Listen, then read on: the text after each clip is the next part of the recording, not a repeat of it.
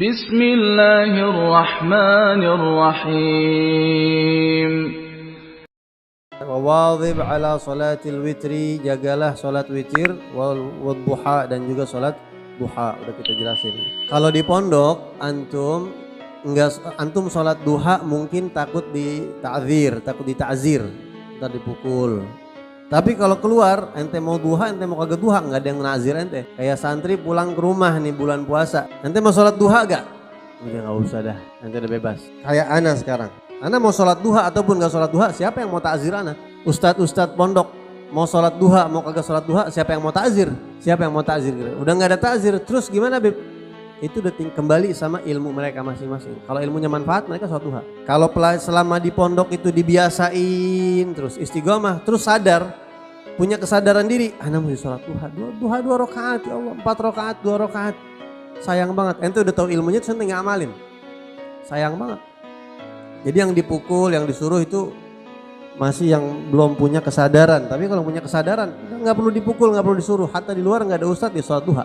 Apapun yang ente lakukan di pondok, baca ratib di pondok, ente baca ratib. Di luar baca ratib nggak tahu udah, nggak ada yang ngontrol ente udah.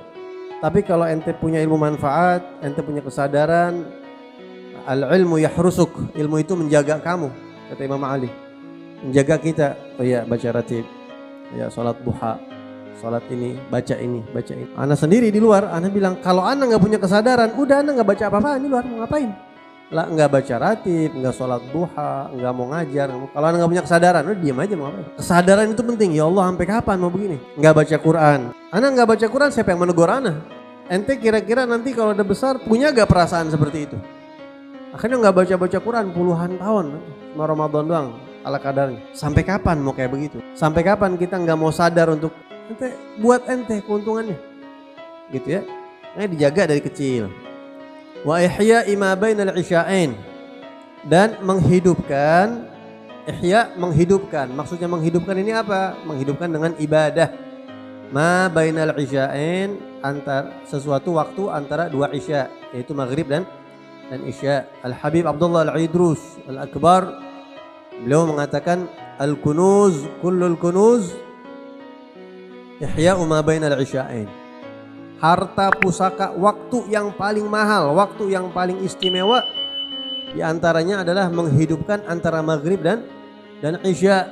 Waktu antara maghrib dan isya itu mahal banget, itu mulia banget, itu istimewa banget. Jangan sampai disia-siakan, apalagi diisi pakai maksiat. Jangankan diisi pakai maksiat, diisi pakai yang enggak manfaat aja, itu bisa bakal ruginya bukan main nanti di hari kiamat, apalagi diisi pakai maksiat. Makanya dari itu jangan sampai antara maghrib dan isya itu kosong. Ada satu orang murid bertanya kepada gurunya, guru saya ini selalu istiqamah mengamalkan puasa sunnah, tapi saya kalau puasa sunnah antara maghrib dan isya saya kagak saya isi pakai apa-apaan, jadi nggak bisa ibadah saya. Mendingan saya puasa sunnah antara maghrib dan isya kosong, repot, atau saya nggak usah puasa aja demi bela-belain ngisi ibadah antara maghrib dan isya. Kata gurunya, nggak usah puasa ente. Hidupin antara maghrib dan isya dengan ibadah, itu lebih utama daripada ente puasa sunnah. Ya, kalau nggak salah itu keterangan ada di kitab Ihya Ulumuddin. Saking pentingnya ma bainal isya'ain. Bahkan di dalam Al-Quran Allah Subhanahu Wa Taala berfirman, tatajafa junubuhum 'anil madaji'. Junub, apa junub? Bukan junub. Kalau junub itu orang yang kena hadas besar. Kalau junub ada wawunya habis nun. Jamak dari jam itu samping, janib, janbun. Nih, bagian samping tubuh kita. Ini junub. Tatajafa, menjauh. Junubuhum, bagian samping tubuh orang-orang soleh, hamba-hamba Allah yang soleh, yang Allah cintai, yang Allah puji. Allah memuji hamba-hambanya yang bagian tubuh sampingnya itu tatajafa 'anil madaji', menjauh dari tempat istirahat. Artinya di waktu tersebut mereka menjauh dari tempat istirahat dan ibadah kepada Allah. Sebagian ulama tafsir menjelaskan kapan itu waktunya, antara maghrib dan isya. Ya, ada juga ulama yang menjelaskan itu di malam hari, tahajud, maksudnya menjauhi tempat tidur. Mereka ibadah sama Allah. Tapi tidak sedikit ulama yang mengartikan itu waktunya adalah antara maghrib dan isya, jangan rebahan. Karena orang antara maghrib dan isya itu banyak sekali yang istirahat, capek dari siang hari itu ibadah sama kerja, mohon maaf. Maka dari itu kalau antum pahami, kita ini sholat 5 waktu, bacaannya keras itu maghrib, isya, subuh ya kan. Maghrib, isya, subuh bacaannya diangkat tuh, keras. Bismillahirrahmanirrahim. Kedengeran kan? Zuhur, asar suaranya pelan. Kenapa begitu hikmahnya? Hikmahnya ini adalah efek dari pelaksanaan sholat saat Nabi dan para sahabat masih di Mekah. Di Mekah Nabi dan para sahabat itu kalau siang mereka nggak bisa ngangkat suara baca Quran, nggak bisa. Kenapa? Karena orang-orang kafir Quraisy mengintai. Melihat kalau ampe Muhammad dan sahabatnya baca Quran diserang, digebukin, disiksa begitu. Tapi kalau malam maghrib, isya, subuh, sejak di Mekah Rasulullah dan para sahabat itu udah ngangkat suara. Bismillahirrahmanirrahim. Alhamdulillahirabbil alamin. Kok nggak takut sama orang kafir Quraisy? Mereka udah sibuk sama keluarga masing-masing, udah istirahat, capek aktivitas dari pagi sampai sore. Mereka udah rebahan ya. Mungkin dulu belum ada TV, kalau ada TV dulu udah pada nonton TV, udah nggak ngurusin orang di luar. Udah pada masuk rumah, udah pada tutup. Apalagi zaman dulu belum ada motor, belum ada mobil kayak sekarang. Lihat di kampung-kampung maghrib sepi udah. Makanya orang-orang sahabat-sahabat Nabi Muhammad itu di Mekah mereka maghrib, isya, subuh bacaan diangkat. Nah makanya dimulai startnya ibadah itu tatajafa junubuhum 'anil madaji'. Itu antara maghrib dan isya. Kenapa? Waktu orang pada capek, pada ngasoh mereka istirahat, sahabat justru bangkit sholat. Sholat awabin, ibadah sama Allah, mengisi antara waktu dan isya yang mana orang-orang udah pada capek istirahat. Makanya diangkat suara nggak apa-apa karena udah nggak ada yang mengurus, capek dah selalu mau angkat suara dah. Udah nggak kedengeran, mereka udah ngurusin keluarga dan dirinya masing-masing. Ya, ihya ma bainal isya'ain. Jaga banget tuh. Ana punya Umi Ana Syarifah Salmah itu cerita dulu, zaman dulu orang di Bekasi belum banyak yang punya TV.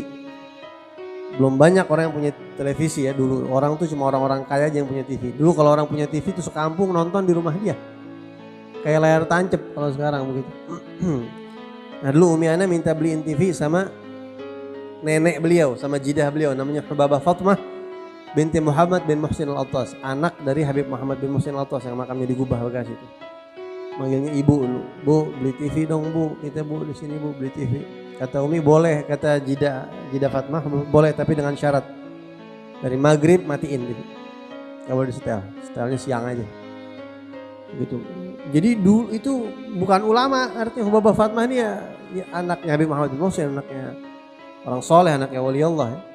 Tapi tahu memang dari abahnya maghrib isya nggak boleh ngapa-ngapain, baca ratib, baca yasin, baca ratib. Jadi orang-orang dulu tuh turun temurun antara maghrib dan isya menjaga waktu tersebut dengan ibadah kepada Allah Subhanahu wa taala. Tapi orang sekarang udah gak perhatian. Maghrib dan isya waktu yang mahal aja orang udah gak tahu tuh. Dianggapnya itu waktu biasa udah. Udah maksiat ya macam. Wal'iyadzubillah min dzalik. Maka dari itu antara maghrib dan isya seorang murid harus dijaga betul. Jaga betul. Ya. Ingat-ingat nih sampai mati antara maghrib isya isi pakai ibadah. Bib kalau ada tamu gimana? Kalau ada tamu yang temuin tamu.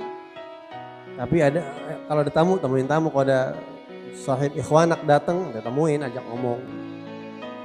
Sebagian ulama mengatakan al-aurad tuqda wa mujalasatul ikhwan la tuqda. Baca wirid bisa diqadha. Tapi kalau duduk sama sahib yang sehati, sahib karena Allah itu nggak bisa diqadha, sekali hilang udah.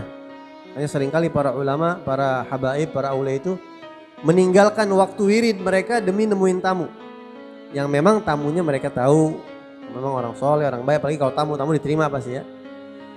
Tapi sebagian aulia mengatakan inna li waqtan la yasa'uni fihi illa rabbi atau li rabbi. Saya punya waktu yang enggak bakal saya kasih buat siapa-siapa, itu hanya khusus buat Allah. Mau siapa kayak datang Anda enggak terima. Ada waktu khusus buat Allah Subhanahu wa taala. Sebagian mereka menjadikan antara maghrib dan isya waktu itu untuk Allah, enggak ada yang lain, enggak terima tamu.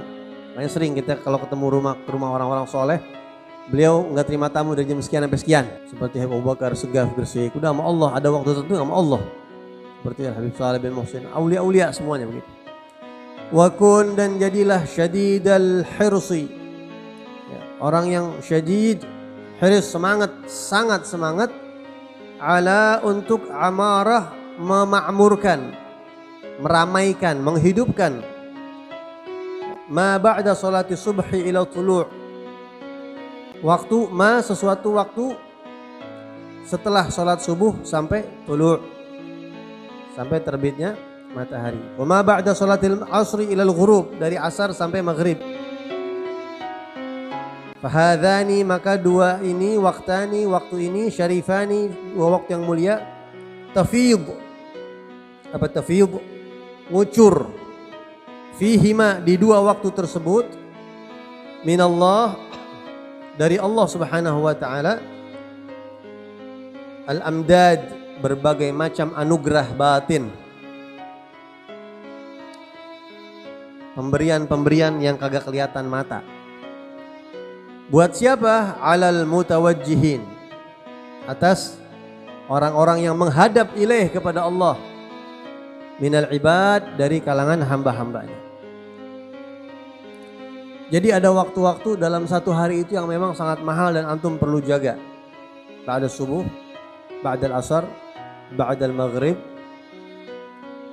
sama sebelum subuh, 4. Itu 4 waktu. Ente jaga waktu-waktu itu. Kalau ente pengen berkah hidup ente, jaga 4 waktu itu.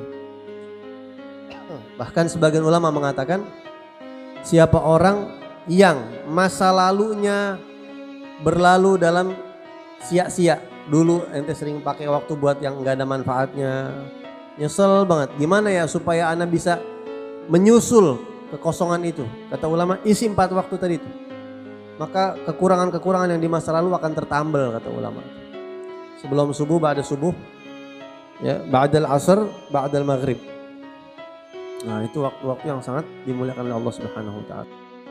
Jangan lupa like, comment, and subscribe.